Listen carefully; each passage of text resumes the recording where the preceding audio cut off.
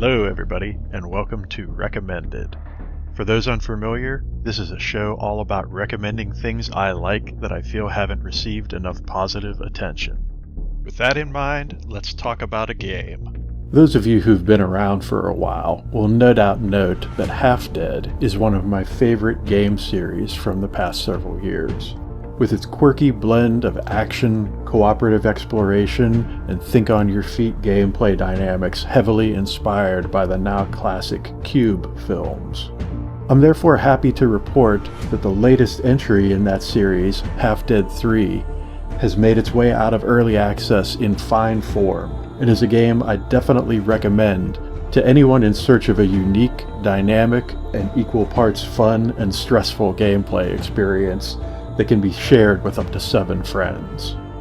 Half Dead 3 isn't a game that's likely to blow anybody away with its aesthetics or core gameplay, which are both rather simple and straightforward, but where it excels is in the way it combines those elements, and a variety of other little meaningful details to create an experience that's ultimately better and more interesting than the sum of its parts.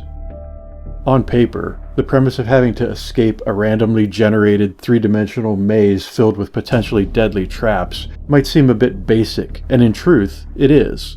But in my experience, there's something special and downright magical about the way it's done in these games that I've always found appealing, particularly when playing them with friends.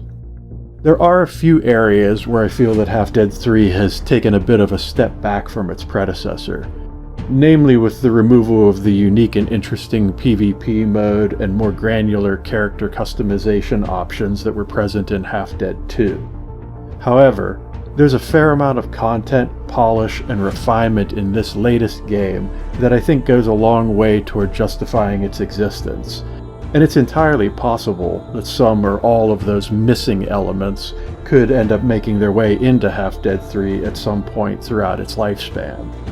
Still, even if that never happens, and taken for what it is in the here and now, I'd argue that Half Dead 3 is more than capable of providing a fun, frantic, and worthwhile experience that in my view really shouldn't be missed.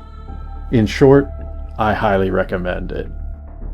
Having said all that, I'm going to bring this episode to a close.